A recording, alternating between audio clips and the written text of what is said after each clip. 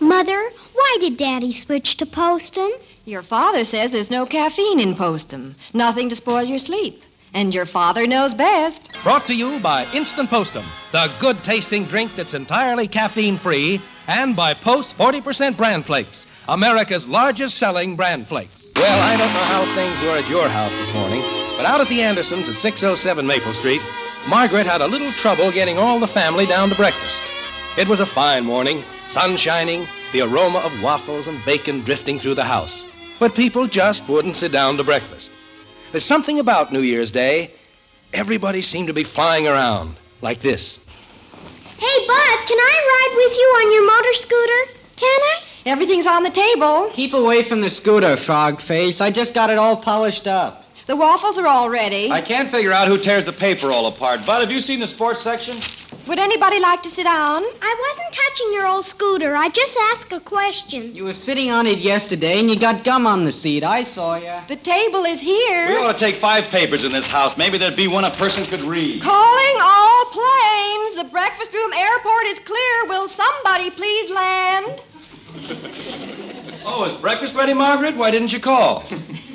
I didn't want to call any louder, dear. I was afraid I'd bring in the neighbors. Hey, food. That's pretty good, Mom. You sneaked it onto the table when we weren't looking. What?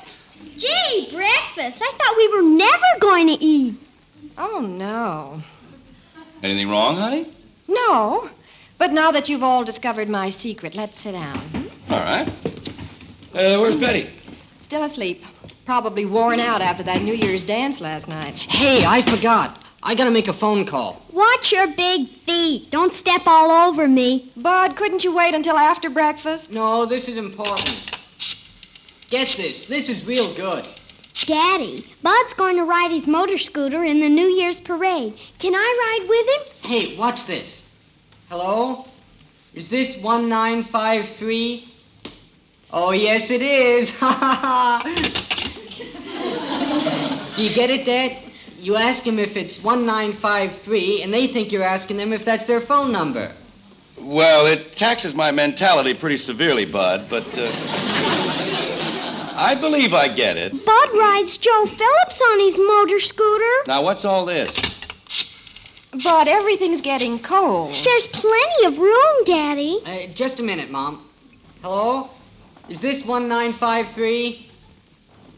Oh. Happy New Year.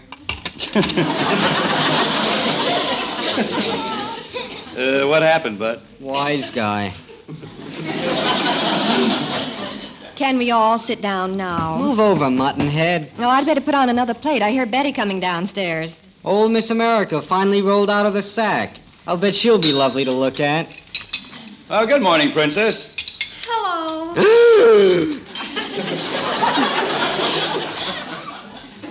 That'll do, Bud. If Ralph could only see her now. That's quite a hairdo you have, Princess. I see you're wearing it straight up now.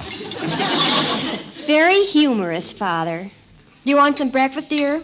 No, I'm not hungry. I just put on my robe and came down to see if, by any chance, anybody'd called for me. No calls. Were you expecting one? No, I guess not. What happened last night? Ralph make goo-goo eyes at some other girl? Ralph? Yes, Ralph. You know, the boy you went to the dance with. Oh, him. Uh-oh, here we go again. I'm finished, Mommy. Can I go outside? Yes, run along, Angel. See you later. Keep away from my scooter. I'm going out there. I don't trust her. Betty, sit down and have some breakfast. No, nothing, Mother. I take it, Princess, that sometime between 8 o'clock last night and 1 o'clock this morning, a tragedy of major proportions must have occurred. Yes. I met Ellery Carstairs. Oh, it must have been quite a collision. Who is Ellery Carstairs? He's a boy. Well, at least we're getting all the important details. He's from Memphis, Tennessee. He came up for the big game. When I was introduced to him, he kissed my hand. Oh, I stopped breathing. I utterly stopped breathing. Well, then why the gloom? He didn't know I was alive. Well, if he kissed your hand, he should have been able to hazard a guess. We talked for a minute, and then he went away, disappeared. Oh, I'm desolate, utterly desolate. Now, dear, maybe after all... No, I made no impression on him. And I did everything. I simply killed myself to be charming. But he just smiled, that dreamy smile, and walked away. Oh, I wish I'd never been born. Dad, Hey, what's with Tallulah? Betty, come back. I'm going to my room and I'm never coming out. Never, never, never. Telephone, I'll answer it. I'm coming. Holy cow. On second thought, you answer it, Mother. If it's Ellery, I'll talk to him. Hello? Who's calling? Yes, she's here. It's for you, Betty. It is Ellery. Better get the smelling salts, Margaret. Yes? Oh, good morning, Ellery. Good morning. What in the world? Why, it's sweet of you to say that about little old me. Who is she now, Scarlett O'Hara? Why, Ellery, I just adore going to that game with you. Of course, you'll have to explain all those old plays to me. I don't know one teensy old thing about football. Margaret, are you hearing what I'm hearing? Well, all right. Oh, no, I wouldn't have you putting yourself out that way. You know, I think it would be just nice if you had New Year's dinner here with us before we go to the game. Dinner? Why, of course it's all right with Mother and Father. About 12. See y'all then. Goodbye. Oh, Mother, he's coming here. He's coming here for dinner. He's taking me to the game. What'll I wear? Is my green suit back from the cleaners? I've got to go... Wait a minute. Whoa. Slow down. Will you please explain this sudden dive across the Mason-Dixon line? Why, Ellery's from Memphis, Father. That's the way he talks. I know, but you're from Springfield. Dear, that's understandable. The thing that concerns me is inviting this boy to have New Year's dinner here. Oh, Mother. Well, you only met him last night. I give up. She snapped her cap. Mother, he's a good friend of Eddie Kramer, and the Kramers are the nicest people in town, and it's perfectly all right. Oh, wait till you see him, Father. He's dreamy, utterly dreamy. Well, I suppose it's all right. Now, wait. I don't go along with this deep South act of yours, Princess. But, Father, don't you understand? That's what attracted him in the first place. How could he be interested in a girl who talked just plain old Springfield? Well, your mother talks plain old Springfield, and I've never found any reason to object. But you're not from the South, Father. Southern boys don't like the way Northern girls talk. It hurts their ears.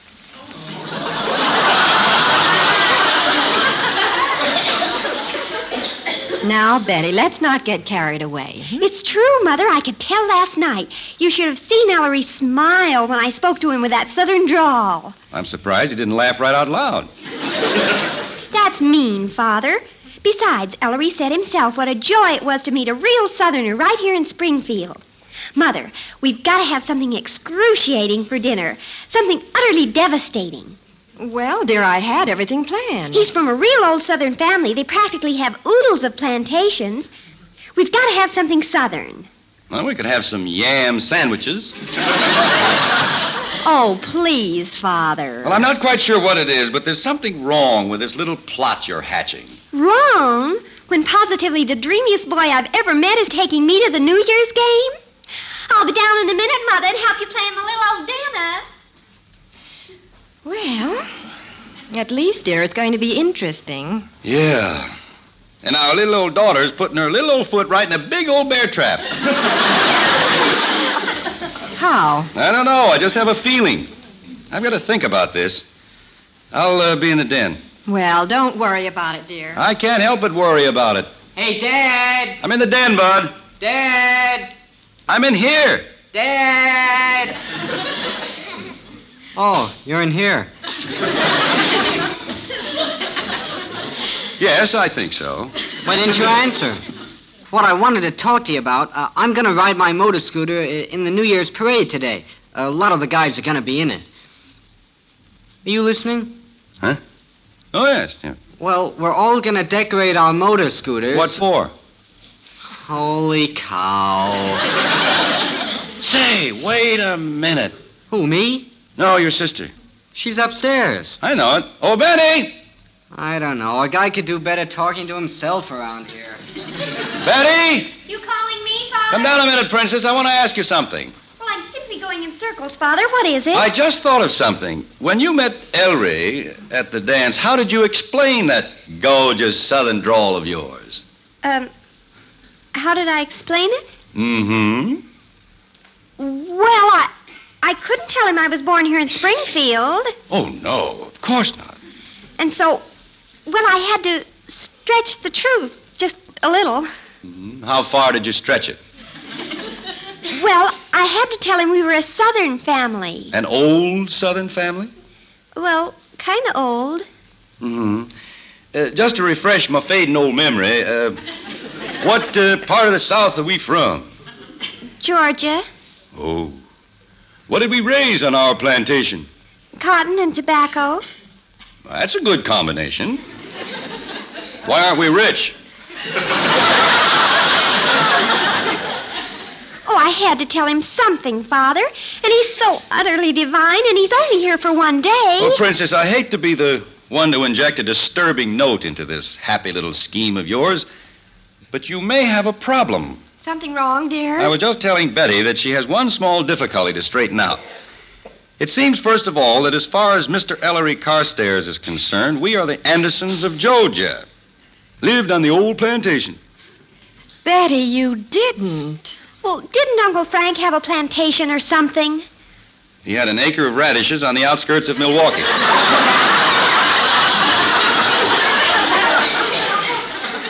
Oh, I had to tell him something, Mother. You told him quite a bit. All right, I'm sorry I did it. But it's too late to do anything about it now. He's coming to dinner. What's the problem, Father? I anticipate a rather curious situation when he gets here. I don't understand. Well, you're going to be talking to him in that southern drawl of yours. I'll have to. I can't let him find out I made all this up. I'd die. All right, so you can probably convince him that you're from way down south. But how are you going to explain your mother and me, and Kathy, and Bud?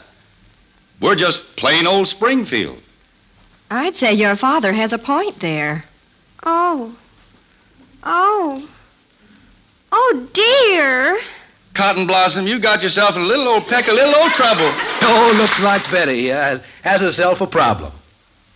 But speaking of problems, how about a word from our old problem solver, Ed Prentice? Friend, what do you say we take a backward look at the old year for a moment? Okay? Well then, how did you do in 52? Were you on the ball? Did you go ahead as you planned? And were you the kind of companion or parent you'd like to be? Friendly, relaxed, even-tempered? Well, if you weren't, if you often found yourself nervous, irritable, just not up to par, could be you weren't getting your proper sleep nights. Well, do you know who the biggest enemy of sound sleep is?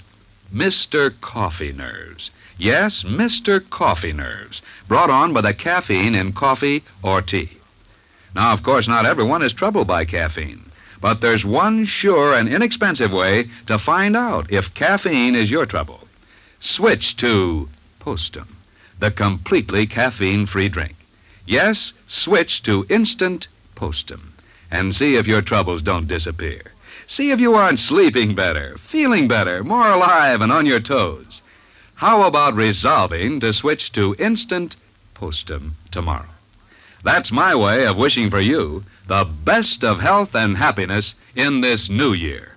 Just how do you explain an old Southern family in which the daughter talks from Georgia and the rest of them sound like Minneapolis? Well, that was a little problem Betty overlooked this morning when she invited Ellery Carstairs out to the house for New Year's dinner. Is Betty worried? She's paralyzed. After telling him we're from Georgia, he's going to come out here, and I'll be the only one with a Southern accent. He'll know I'm a fraud.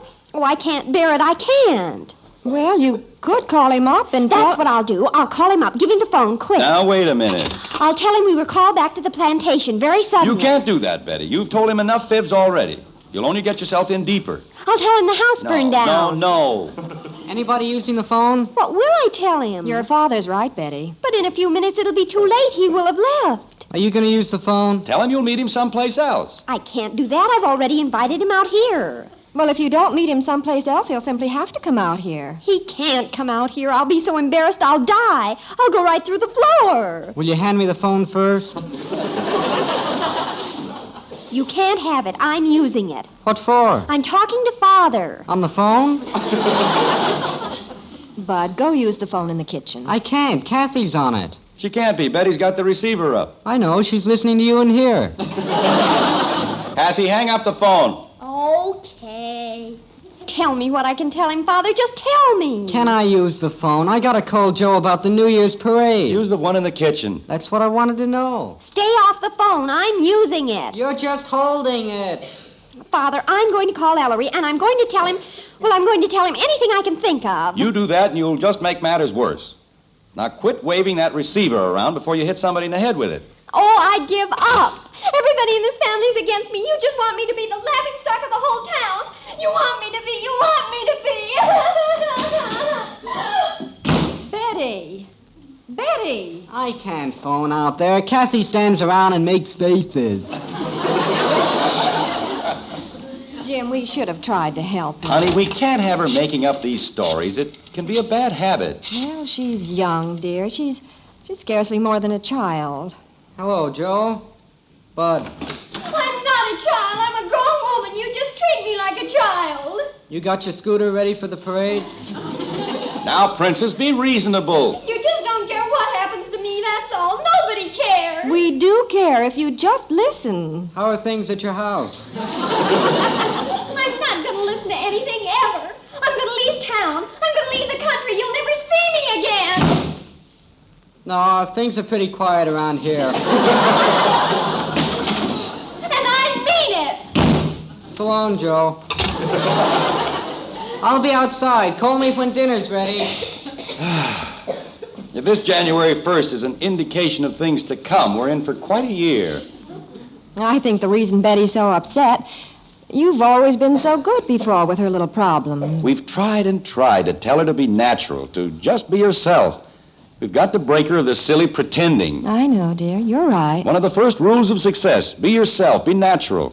Well, the boy will be here before we know it. I'd better put dinner on.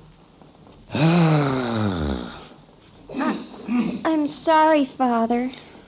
Oh, that's all right, Princess. It was all my fault. I don't know why I do such utterly ridiculous things. Oh, honey, we all make mistakes now and then. When Ellery comes, what will I do, Father? Well... This is the end of everything for me. I just know it. Now, we'll think of something. Now, you run upstairs and make yourself beautiful. But what about Ellery? How will I explain? You won't have to. I have a little scheme. Father, are you sure that... If you think you've learned your lesson, I'll see that everything works out all right. Now, run up and get dressed. Oh, you're priceless, Father. Simply priceless. Dinner's almost ready, Jim. Say, honey, What is it, dear? let's call Bud and Kathy in. You want me, Daddy? Call Bud and tell him to come in here. You too, kitten. Hey, Bud! You have that look on your face. What are we doing now? Well, honey, I got to thinking, maybe we could go along with Betty on this down south idea. Just for fun. She's really in a tough spot. You mean I have to be Scarlett O'Hara's mother? Well, the boy's only in town for this one day. We could put it on for Betty. Just a little. You mean all of us? Sure. The children don't have to say much, and you and I can do enough Southern talk to get by. You call me, Dad? What do you want, Daddy? Now, look, kids, Betty has a problem. She told a little fib, but she said that she's sorry. So we're all going to help her out. Betty's friend, Ellery Carstairs, is going to be here for dinner. Now, he's from the South. So we're all going to talk with just a little Southern accent. You get the idea, Bud? Oh, sure enough, yowza, yowza. Oh, dear. Bud. I can do that, Daddy. Sure enough, yowza, yowza. No. That is not what I meant. Look, Bud, can you say, how do you do, and yassa, and no, sir? How do you do? Yes, sir. No, sir. That's fine. Now, don't say anything else while Ellery is here. Just those 3 words. I can say them too, Daddy. How do you do? Yassa, no, sir. Good. You're both going to be courteous, quiet Southern children. Remember, don't talk, don't say anything else. Well, you've done many things for your daughter, dear, but this tops them all. The Andersons of old Kentucky. Georgia. I beg your pardon. Great, honey. Oh, this is going to work perfectly.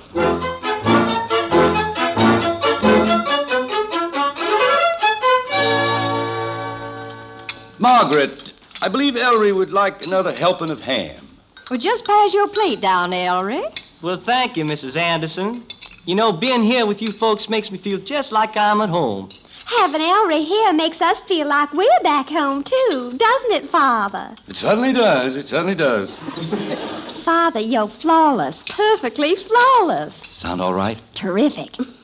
I understand you're from Memphis, Ellery. Yes, ma'am. I believe Betty said y'all from Georgia. Yes. Georgia was what she said. Oh, we miss it so down there, being with all the folks we know and all. How about you, Bud? You like it up north here? Yes, sir. Of course, you don't like it as well as down south, do you, Bud? No, sir. No, ma'am. Yes, sir. I envy you two youngsters going to that football game this afternoon. Our boys going to win, ain't they? Well, our southern team's pretty strong. Say, you sure got a pretty little sister, Betty. Kathy, is that your name, honey? Yes, sir. You don't talk much, honey. No, sir. Where do you go to school? How do you do? More celery, Ellery? More potatoes? No, thank you. Did you say you went to how do you do school, Kathy? Yes, sir. What grade you in, honey? How do you do? Say something, Shrimp. Don't just say, how do you do? That's what Daddy told me to say. Ouch, quit kicking me. Father, can't you... excuse me. Betty? See what you did? Betty? Excuse me. Jim, don't leave me here. Be right back, Margaret. Betty? Princess? Oh, go away, Father. Don't take it so hard, Princess. It wasn't Kathy's fault. I don't care whose fault it was. I've never been so humiliated in my life. Please, it wasn't that bad. It couldn't have been worse. It couldn't possibly have been worse.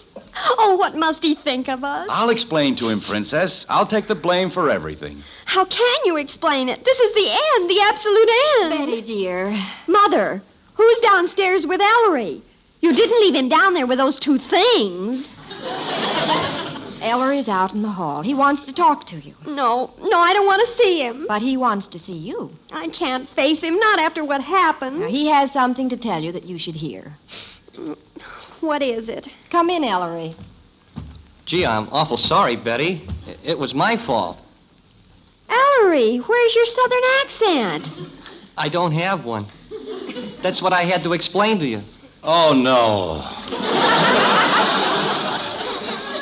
Listen to this, dear. It sounds pretty silly, but like I was telling your mother, when I came to Springfield for the game, some of the fellas found out that my folks used to live in Memphis. Well, they said you can be a real big with the girls in town if you tell them you're from the South. So I did.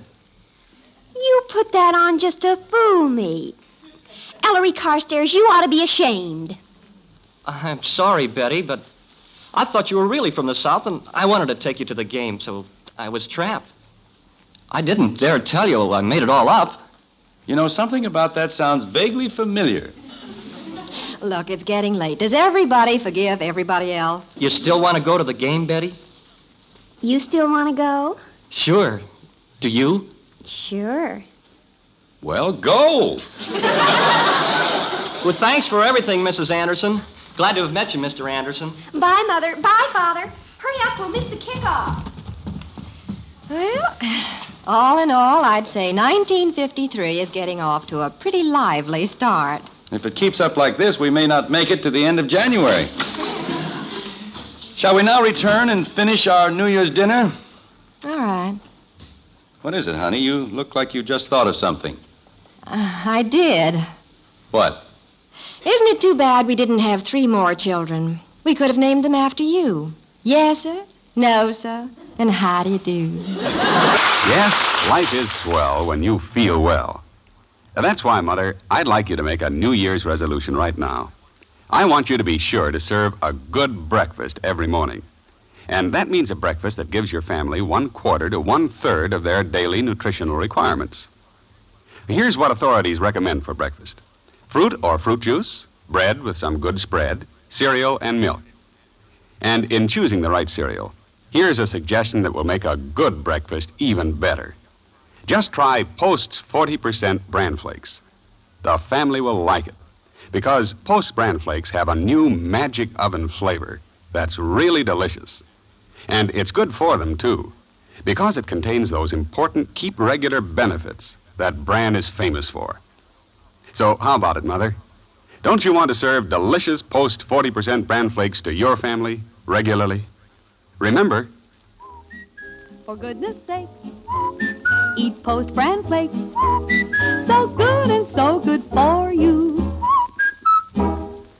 yes, when you go shopping this weekend and during the year ahead, get Post's 40% bran flakes, America's largest selling bran flakes.